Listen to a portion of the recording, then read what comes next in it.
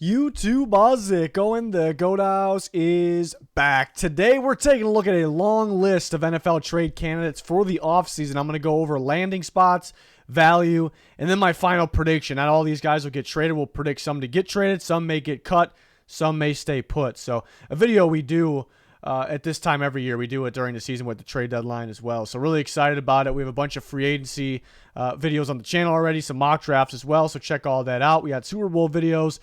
Join us on our channel. Like, subscribe, to notifications on. Follow us on Twitter, live news, rumors, and updates on there. It's actually, Twitter's down as I'm talking right now. I can't even tweet, so that's tough. But follow us on Twitter. Always interacting with you guys there. We have sponsors. There's links pinned in the comments for those. GLD Shop, Liquid IV, Walk the Mock. I'm rocking the Max Crosby chain. There's some player chains from the GLD Shop, plus NFL team logos. A lot of sick jewelry. Check it out. We got a code GOAT on there as well, so that makes it pretty affordable. So the first one, Derek Carr, got him going to the Saints. And we talked about this on Twitter. Maybe last week? I was talking about possibly him ending up with the Saints. We had a trade scenarios in the past with him ending up on the Saints, and it was reported yesterday that he is visiting. It's prior, as I'm talking right now, he's visiting the Saints because we knew it was today that he'd be visiting them. So the Raiders allowed it. So he could be traded or he could be cut because he got that February 15th deadline where a bunch of guarantees are kick in. So the Raiders would like to move on from him by then. And that's kind of the issue right now. That's why it's tough to predict trade or cut. Either way, you would think he ends up with the Saints, I should say.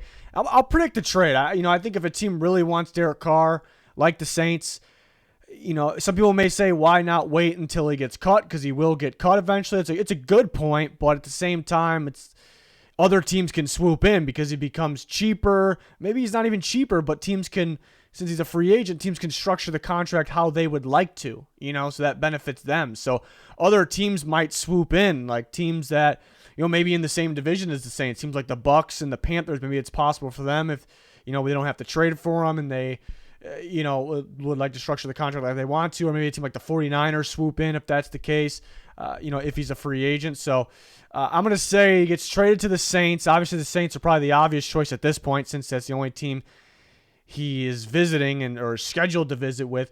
But other teams, the Jets are another one right there with the Saints, Panthers as well. I like the Commanders, but it sounds like they will roll with Sam Howell. But I do like the landing spot of the Commanders for Derek Carr. But I think that's a little less likely. And there's some wild card teams I threw in there as well. I think the value normally is a first-round pick, but yeah, leverage is kind of being lost by the Raiders. They kind of put it out there, and it's obvious even if they didn't put it out there, if anybody, other teams are very aware of contracts, other players' contracts. So they are aware that he will be cut by the 15th. So the Raiders kind of lose leverage that way. The no trade clause basically allowing Carr to pick where he goes almost, assists other teams, not so much the Raiders. So the value drops a little bit, expecting a day 2 pick. It's been reported that sources within the league believe it could be a 3rd round pick. It just seems like a steal, in my opinion, for the Saints. So could it be a round 2 pick? I think it's a possibility. You still got a very solid quarterback here. When are they available for less than a first-round pick? It's a pretty rare situation. But he very well could be cut. Then it's kind of open season. But the likely landing spot right now is the Saints. I'll predict the trade for Carr to the Saints there. And then what will the Raiders do at quarterback? I'm going to go with Aaron Rodgers landing with the Raiders here. I have just 2 landing spots. Normally there'd be a lot more, but right now it feels like Jets versus Raiders. That's what it feels like to me. I don't think the Packers want to trade him to the NFC. I think that's almost been made pretty clear. Didn't even put any wild card teams on there. I think it's going to be 3 teams on where he'll play next year: Jets, Raiders, or Packers. Back to the Packers. And I've been, 2 years ago, this started coming out that, could Rodgers leave? And I tweeted that I'll eat my underwear if he's not on the Packers. So I was that confident. And then last year, it was like I wasn't as confident. I was saying I still definitely expect him back on the Packers, but I don't think I'll eat my underwear if they trade him because it's somewhat of a possibility. And this year, as you see the pattern here, I think it's increasing more and more the possibility. But at the same time, every year, there's people saying where he could get traded, and he ends up going back. It was all kind of just drama. But this year, it feels legit. Why? Because Multiple reasons why, actually. It's because the contract, they gave him a bigger contract last year, an extension. The way they laid it out, it made him more tradable, moving forward, starting with this offseason. And every offseason for the rest of his contract, it's a pretty tradable deal. It looked like when they created that contract and agreed to it with Rodgers, it felt like it was just in case. We laid this out just in case we have to trade you, because it's a very strong possibility. So that makes it seem like it's a possibility. Maybe it's not this offseason, maybe it's next offseason. But Jordan Love's another one, because he's got one more year left in his deal. If they pick up, we talked about it a little bit yesterday on Twitter, if they pick up his fifth-year option, which has to be decided this year, just a week after the draft, then they'll have him for this year, and next year with that fifth-year option. So they got to test him out. I mean, they got to figure out if he's the guy. So really, now is the time if they pick up that option, and I guess they'll have one more year, to give him that shot, I suppose. But it's a little tricky, to pick up that option this year when you really don't know a whole lot, but they very well could. But now's the time to kind of test Jordan Love out. Maybe kind of do what you a little differently, but go ahead and do what you did with Favre going to Rodgers from Favre. So somewhat of a similar situation there. So value's got to be a first round pick plus, could be 2 first round picks.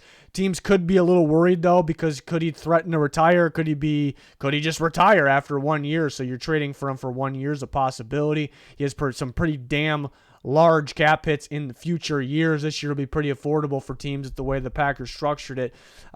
So there is some risk. There's some talk about it possibly being conditional picks. Like if he doesn't retire, then, they probably get a first round this year, but if he doesn't retire and the pick next year goes from a second to a first, so there you get 2 first round picks perhaps.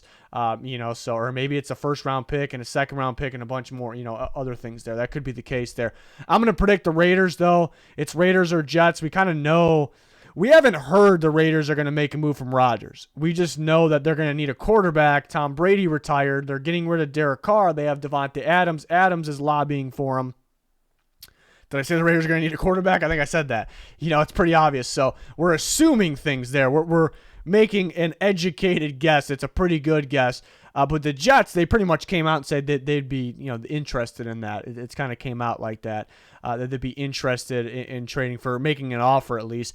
I think cap-wise, the Raiders are in a better position, especially if they move on from Derek Carr. They have Devontae Adams there. Maybe the Raiders could be a little more appealing than the Jets. It's debatable. The Jets are heading in the right direction there.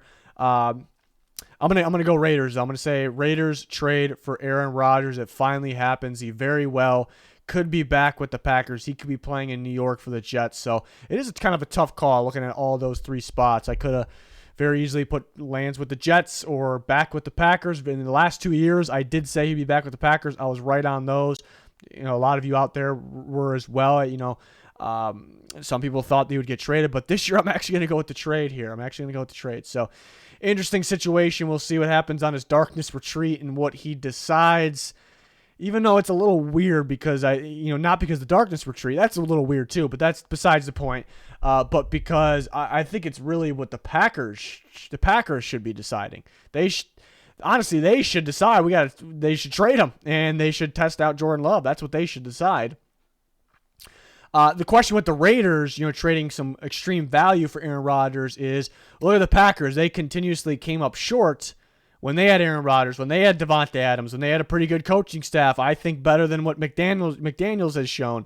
And when they had some really good players, really good running back group, and Josh Jacobs could be back with the Raiders, and that's damn good as well. I think a better offensive line in those years in Green Bay.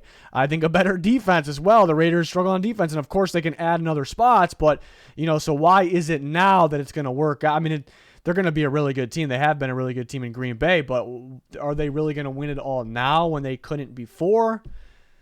I'd say they'd be a contender, but it's hard to say that they will win that for sure. So is it worth it for the Raiders? That's the question there. So that's the question they got to ask themselves. But for right now, I'll predict the Raiders landing Aaron Rodgers. Lamar Jackson actually is a free agent, so this is a different situation here. But the Ravens are going to franchise tag him. That'll be coming up here not too long from now. They'll franchise tag him, and then what teams always do after they tag a guy, they don't allow him to hit free agency. So they kind of control. He's basically under contract with them for 1 year, but before he signs that tag, they try to work on a deal, an actual deal, long term, to make that player happy, and that a lot of time actually helps the team as well, because when you're on the franchise tag, the full price of the franchise tag is the cap hit. When you actually agree to a long-term deal, you can spread out those cap hits if you need to. So that's the beauty for the team. It's not just for the player there. So, but it sounds like early reports, saying that Lamar and the Ravens are pretty far off. He could stay on that tag for a bit, and then will he actually sign it, play under the tag? Doesn't sound like so. So teams will be calling, and they potentially could trade him. And you see some landing spots that made sense in terms of fit and cap space and need at quarterback for me. And there's some wild card teams as well, worth multiple first round picks and some. Should have put a plus on there as well. Kind of just entering his prime still, MVP caliber player. But I'm going to say that they tag him and they find a way to create that new deal / extend him. It might be some time. It might get down to that wire, but on that deadline where Lamar has to sign that franchise tag, they might get it just before then, so he doesn't have to sign a franchise tag. He actually can play on a big deal. I think the Ravens will find a way to get it done. But if they're that far apart in terms of money, in terms of the deal, it's interesting. Things are getting interesting, but it's hard for me to see him anywhere else but Baltimore.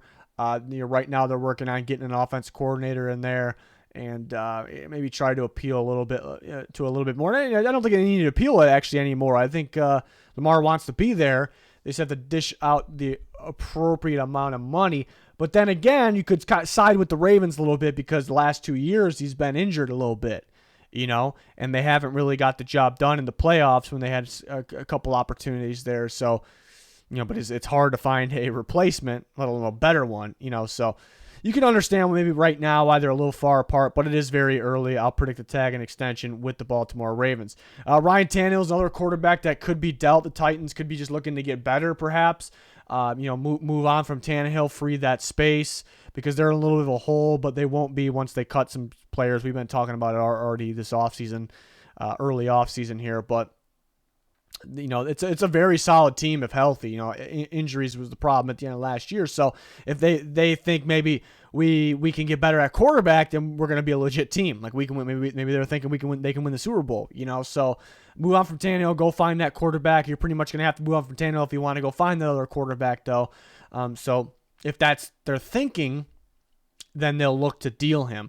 Falcons really stand out. Arthur Smith there, some competition for Ritter. I think they would start Tannehill if they traded for him. The Jets, the Raiders, those two teams could be in on Rodgers, Garoppolo if they miss out on both of those, and they could be in on a guy like that. Panthers, maybe they're done messing around with the veteran type, even though I think this veteran is better than the other ones they've had. And the Saints, if they miss out on Derek Carr, they would probably be in on guys like Garoppolo. If they miss out on a guy like that, then maybe they'll look for a guy like Tannehill, perhaps. And some wild card teams there. And then value tough, because if he were to get traded, I think it's because the Titans are kind of desperate to push him out so they can bring in somebody else. So maybe they lose a little bit of leverage there. So it could even be a 5th round pick. I'm thinking a 4th or a 5th. I know ESPN had a trade scenario of the Titans turning down a 3rd. I don't think that would happen. But maybe they would get offered a 3rd, and maybe I think they would more likely accept it then. But thinking around that 4th round spot.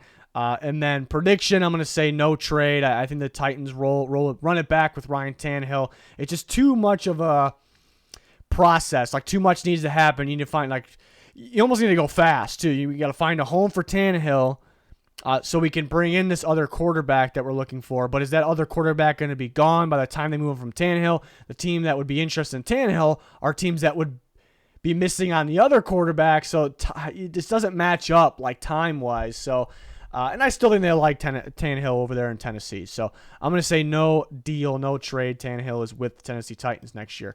Talking about Joe Mixon, I went a little bold with this one. Went a little bold with a couple of these on here. I mean, any type of prediction like this is kind of bold with the surprising offseason we've had. But top landing spots, if traded for, you got the teams like the Bears, the Eagles, the Panthers, Chargers, Rams, teams that could be looking for a running back. But then more likely, if they're going to trade for him, probably more likely be a team that has enough cap space to do that. So not too many. Not too many. You're looking at a team like the Bears mainly. Then there's some wild card teams in there if they miss out on their current running backs or need another one. You know, teams like the Raiders have a free agent if they miss out on their guy. The Cowboys have Pollard as a free agent. What are they going to do with Zeke? Value probably a day 2 pick. There's been some talk about him possibly being cut. So I'm going to say that. And the Bengals cut him, because it's a pass-first team. They shouldn't really have to value the running back position a whole lot, like the price tag that he has on his current contract. And he's he's really good, and it's shown at times, but it's kind of been a little underwhelming. P. Ryan almost looks as good or better at times. Not that he has as much talent as Mixon. Maybe they re-signed him for cheaper. And then he just got in trouble off the field, which actually already got cleared up. But that, on top of everything else, the Bengals actually could cut him. I thought about this. The Bengals could definitely keep him, though, because they have plenty of cap space, so they're not desperate to move on and clear space. So that's a tough decision. And I'm going to say he sides with the Eagles. It's kind of a bold thinking there. Bold thinking. All these other teams listed could be interested for sure. So it definitely gets interesting. I thought about the Eagles, the Bears, the Chargers, the Rams is kind of one that stands out as well. Could see the Patriots, pairing him with Stevenson. If he becomes a free agent, teams will be interested. I can just see him on the Eagles. They have Miles Sanders as a free agent. Do they want to pay him, or they could find somebody better? Like a guy like Mixon in that offense would be deadly, and I don't think he would actually cost a ton of money, more than Miles Sanders, but.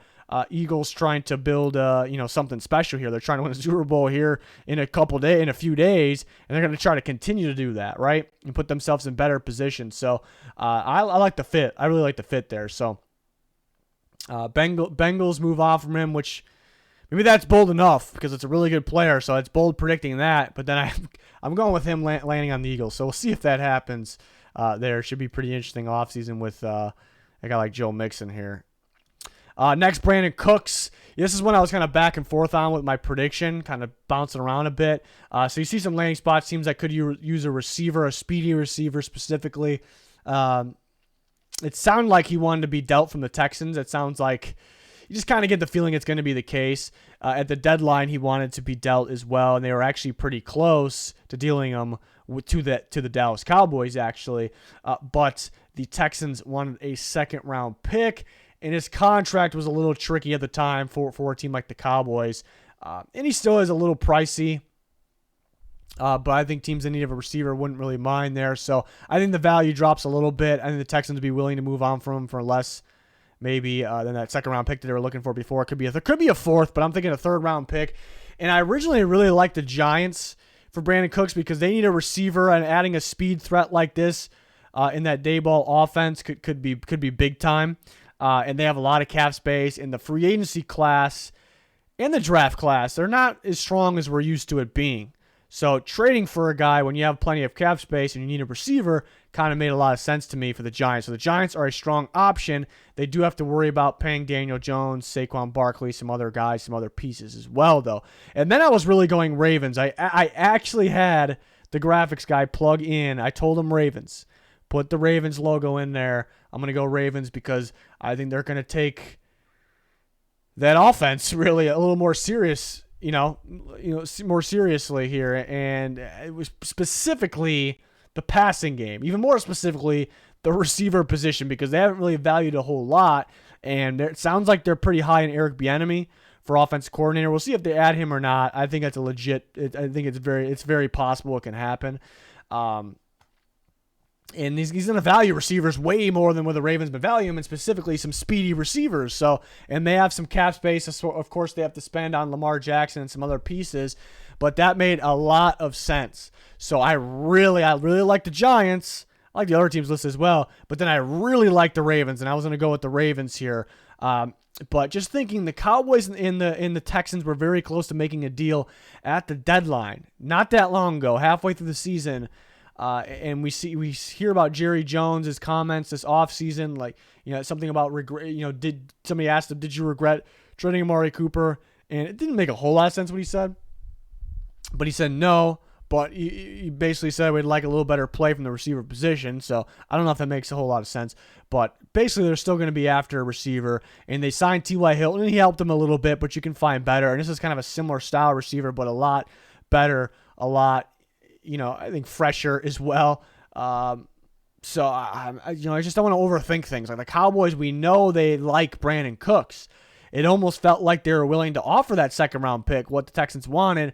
But they're like, damn, the contract situation is really tough for us right now, and I think the value could drop because Cook's more and more every day. It almost feels like he's kind of pushing himself out, but maybe not. Maybe with D'Amico Ryans in there, maybe it's a likable group perhaps then, but I don't know. But I think most likely could end up with the Cowboys, so that's what I'll predict. But I do like the Ravens and the Giants for them, but had myself talked into the Ravens for a little bit there.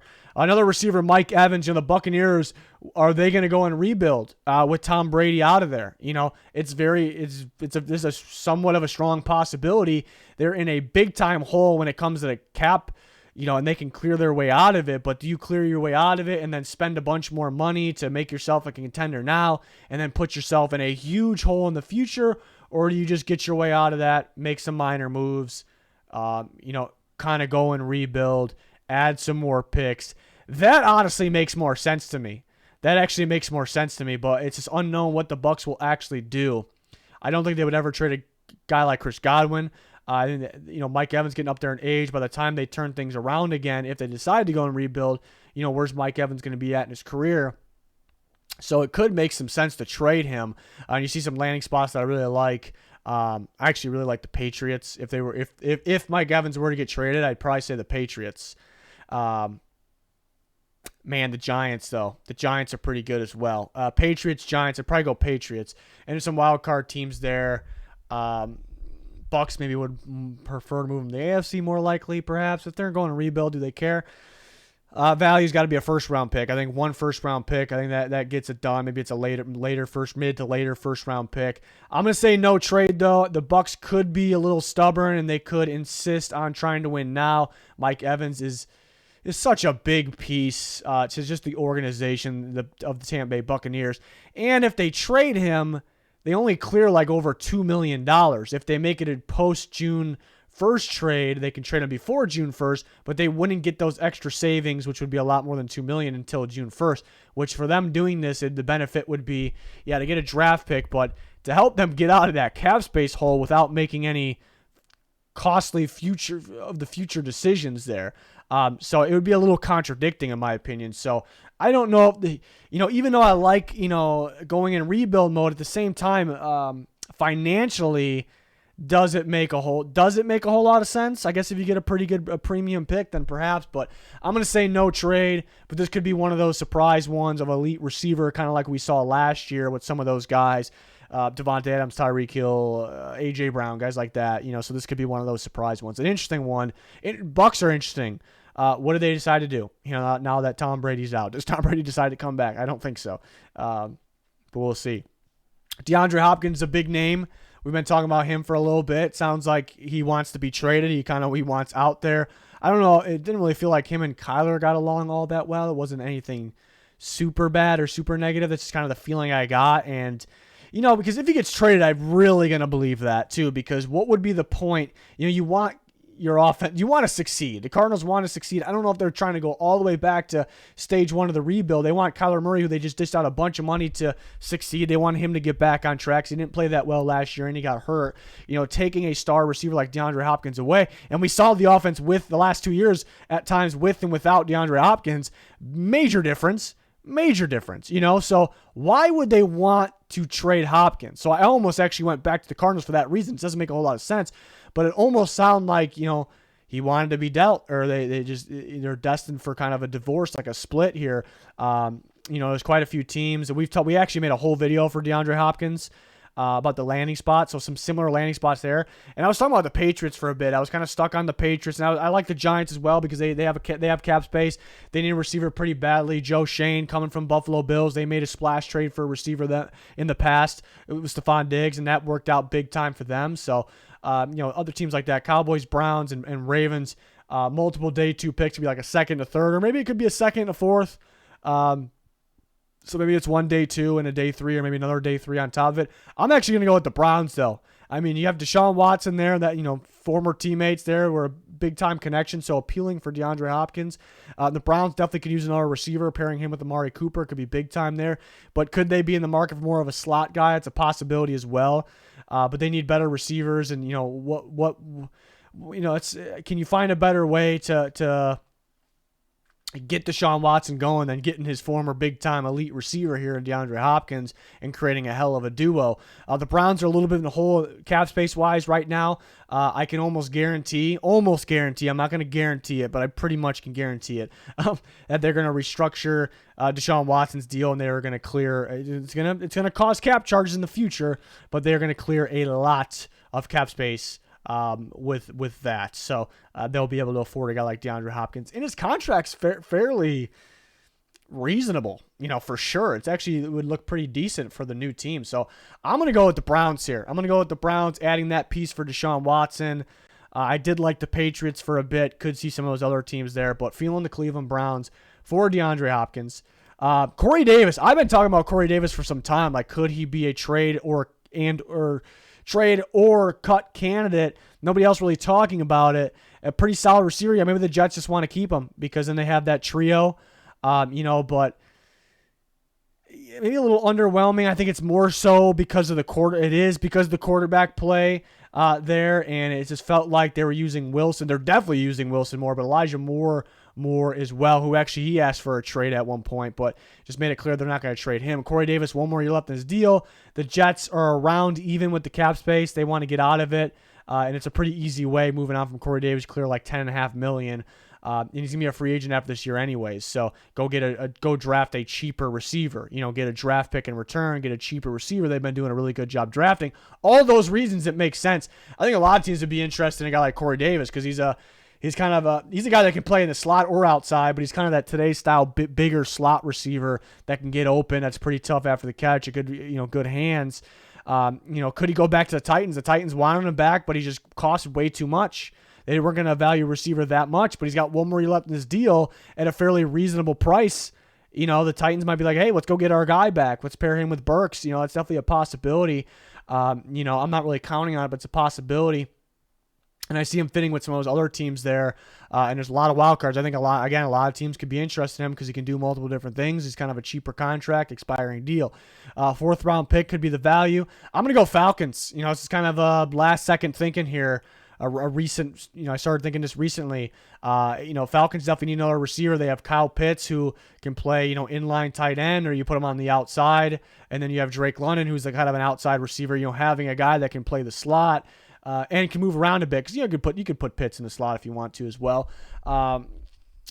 Is fantastic. And then on top of that, Arthur Smith is there, who coached Corey Davis in Tennessee. On top of that, the Falcons have a lot of cap space. Not that it really is that much of an issue when it comes to trading for Corey Davis.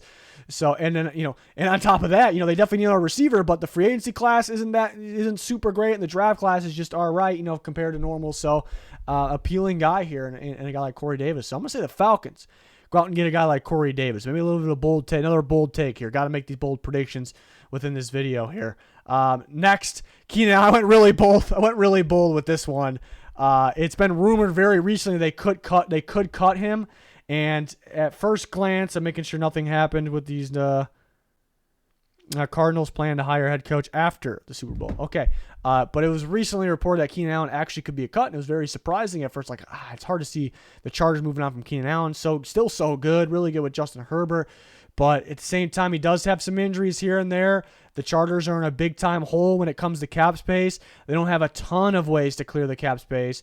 If he was fully healthy all the time, they can trust that, then they would keep him. But he does have a pricey cap hit. It's like just over $21 million. So they're sitting there thinking, like, a guy that might not play all 17 games, We love this guy, but man, $21 million. I'd rather go get multiple receivers for Justin Herbert that it would a total of cheaper than that $21 million, and they wouldn't free the whole $21 million if they cut or trade him. So you see some landing spots, and most of those are landing spots with, or some of those are landing spots with if they were to trade for him, and so I guess some are if he was cut. But they could try to trade him first. The problem is it will be a $19 million cap hit for a team trading for him. And I think talent-wise, he's worth it, but teams might be a little hesitant. Like, let's see if he gets cut. It's not risk the $19 million here. And value would probably be multiple day 2 picks because he's a stud of a receiver, obviously. Another one of those guys you could put in the slot, let go to work. So I'm going to say the Chargers cut him. Maybe they get to – it's so hard. I almost say he's back with the Chargers because it's just so hard to see the Chargers move on from him. I guess it's going to come down to if they're good with restructuring because that pushes cap down the line. But down the line is a Justin Herbert extension, and you probably rather have younger receivers down the line. So that's tough with restructuring Allen. Or does he take a pay cut? That's a possibility. If he takes a pay cut, then he's back, So that's a strong possibility as well. Perhaps it's hard to predict who and who will not take pay cuts. But the Chargers could have no choice but to cut him at a certain point and maybe just go all out in receivers, maybe draft a guy like a Jalen Hyatt for them, and then sign some guys that are cheaper, just load up on receivers and end up being cheaper than that $21 million. So I'll say bold. Chargers cut Keenan Allen. It's hard to see, but even more bold on where the landing spot would be. And the Vikings stand. The Cowboys stand out a lot to me as well. But it's very similar style and what they like to do. I know one's a lot younger and quicker right now, but CeeDee Lamb. The Vikings, maybe having another guy to be able to play the slot, play outside, so kind of pair with Justin Jefferson. To get open, maybe less double and triple teams on Justin Jefferson. Because Thielen, there's some talk about cutting Thielen over there. That's a possibility. So kind of upgrading a little bit over Thielen here, and they do have Osborne as well. But just creating more for this offense, and it's a high-powered passing attack that could be an appealing spot for Keenan Allen. But they won't be able to pay him that crazy amount. So will he get cut, and then will he take a little bit less? So I went very bold with this one, but I can just see him in that offense, that Kevin O'Connell offense, with Justin Jefferson. And if they move on from Thielen, they're going to really value finding another receiver like this. But some things need to happen first, some bold things. So we'll see what happens with this one. But I do like the fit. I went bold with a couple of these. This is probably the boldest one, though. And next up, Cam Robinson, some talk about him. Even I talked about that one because he got injured and they had Walker Little take his spot, a couple years ago out of Stanford. He played very well, and they had Juwan Taylor at right tackle, and they're paying Cam Robinson some, big money. I thought maybe they tagged him to trade him last year. Maybe it could be now. So it's a possibility. Juwan Taylor is a free agent, keep in mind. You see some landing spots, teams that could use a tackle, Bengals, more so a left tackle. But Bengals, Patriots, Steelers, Jets, and there's some other teams those other teams, Broncos and Bears, more so need a right tackle. Maybe they think Robinson can play over there. It's a possibility. Value day 2 pick, experienced tackle, still pretty young. I think the contracts are right. And more value than what people think here. I'm gonna say the Jags keep Robinson though because Walker Little has had a history of injuries. So far looking good. Juwan Taylor is a free agent. So do they even get Juwan Taylor back? Could Cam Robinson be back because they can't get him back? But even if Taylor comes back, again, I think Doug Peterson, that offense is going to value having the legit offensive tackles here in case of injury because it's an important spot in every team's roster there. So I'm going to say the Jags keep Robinson. But if they go ahead and bring back Taylor and then they're locked in with Little and Taylor, and again, they still keep Robinson because of the injury concern. But yeah, maybe a little bit more likely that it's a possibility. People will be talking about it. They'll be thinking about it there. So we'll see. Sticking with the Jags, Shaq Griffin, their corner, who they signed a couple years ago, barely played this year because of injury. Didn't look so great early in the year either. But I do think that's because of a scheme change, coverage change. That he played a lot of zone with Seattle. Came into Jacksonville. The plan was zone. So they played quite a bit of that. And then this year was kind of shifting a little bit more towards man coverage. So they could look to trade him before cutting him. Seattle, Atlanta, Baltimore, Arizona, some teams that could be interested in Griffin. And some other teams listed there.